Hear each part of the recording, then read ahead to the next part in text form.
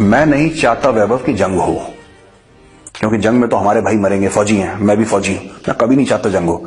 लेकिन कहीं ना कहीं हमें यह समझना पड़ेगा कि पाकिस्तान को सबक सिखाना पड़ेगा, वो इकोनॉमिक तरीके से, डिप्लोमेटिक तरीके से, मिलिट्री तरीके से, तीनों मिलकर, सिर्फ मिलिट्री तरीके से नहीं कि आप बोलें कि हमने पाकिस्तान के 3 टुकड़े कर दिए, 4 टुकड़े कर दिए, नहीं। It has to be a study plan, एक तरीके से आप लगातार, ये लॉन्ग टर्म चीजें हैं। डीएस्केलेशन नहीं हुआ है, मुझे नहीं लगता कि डीएस्केलेशन हुआ है। बॉर्डर पे अभी भी आग लगी हुई है और ये आग लगनी चाहिए और चारों तरफ से लगनी चाहिए। घेरिए पाकिस्तान को इंटरनेशनल पूरे बॉडीज में, घेरिए उनको, एग्रेसिवली घेरिए। अपने एम्बेसीज को दोबारा एक्टिवेट करिए, हाई कमीशन को दोबारा एक्टिवेट करिए, ठोकिए हर जगह से पाकिस्तान को, उनकी ट्रेड में, हर जगह से आइसोलेट दैट कर। सिर्फ ऑफिस नहीं खुल जाने चाहिए।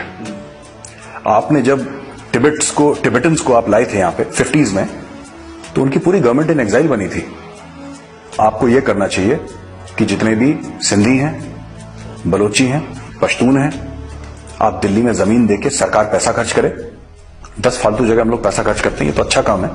आप पैसा खर्च करें, उनके आप एम्बेसीज इन एग्जाइल बनाएं, और जो उनके टॉप लीडर्स हैं 100-200 हर एक कौम के, आप उनको इंडियन सिटीजनशिप दें, पहली चीज। दूसरी चीज, आप उनके ऑफिसेज, आप जमीन खरीदें न्यूयॉर्क में, बिल्डिंग्स खरीदें, ऑफिस खरीदें न्यूयॉर्क में, ब्रसल्स में, लंदन में, पेरिस में, करीब 5-7 जगह पूरी दुनिया में आप इनके ऑफिसेज खरीदें, जहां पे आप बलोच लड़कों को, जहां पे आप सिंधी लड़कों को, जहां पे आप पश्तून लड़कों को ट्रेन करें इंडिया में बुला के, और बोलें कि तुम जाओ वहां पे, तुम्हें हम सैलरी देंगे, तुम मैन करो।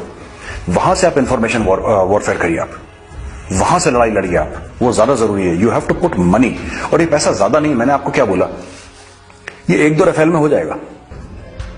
बलोचिस्तान का एक बलोचिस्तान हाउस करके उनकी बिल्डिंग होनी चाहिए न्यूयॉर्क में, उनकी बिल्डिंग होनी चाहिए वॉशिंगटन में, उनकी बिल्डिंग होनी चाहिए लंदन में, उनकी बिल्डिंग होनी चाहिए पेरिस में, उनकी बिल्डिंग होनी चाहिए बिल्कुल जहां पे ईयू की पार्लियामेंट है उससे 10 कदम दूर उनकी बिल्डिंग्स होनी चाहिए यहां पे। This must be funded by India. अगर आप एक एग्रेसिव पॉलिसी रखेंगे और लगातार आप लगे रहेंगे उस चीज में, पाकिस्तान घुटनों पे आ जाएगा।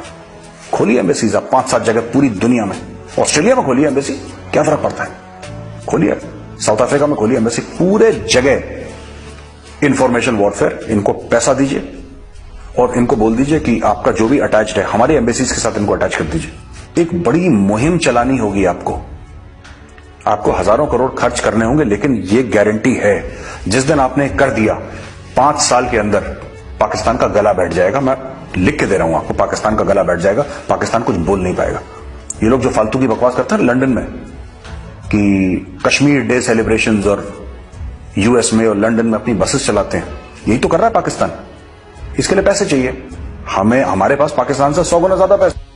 आप शुरू करिए, दिल्ली में करिए, वॉशिंगटन में करिए, हर जगह करिए, फैला दीजिए। Sindhi nationalism, Baloch nationalism, Pashtun nationalism, ये पाकिस्तान की फॉल्ट लाइन्स है। इन लोगों को गले लगाना जरूरी है। हम नहीं चाहते कि सिंध इंडिया में मिले या बलूचिस्तान इंडिया में मिले, नहीं, अपना मुल्क बनाइए, हमें कोई लेना देना नहीं, अपना मुल्क बनाइए, लेकिन हम आपकी मदद करेंगे और हमें आपसे कुछ नहीं चाहिए in return. We do not want anything from you. हम बांग्लादेश बनाया, हमने बांग्लादेश से कुछ लिया नहीं, लिया ना, we don't want anything. Sindh should be an independent country, but ये कैसे बनेगी? ये ऐसे नहीं बनेगी कि आप इंडियन आर्मी को बोलो कि आप चढ़ दौड़ो उनके ऊपर, ये धीरे धीरे बनेगी। फॉल्ट लाइंस हैं पाकिस्तान की, उनका एडवांटेज लेने की जरूरत है।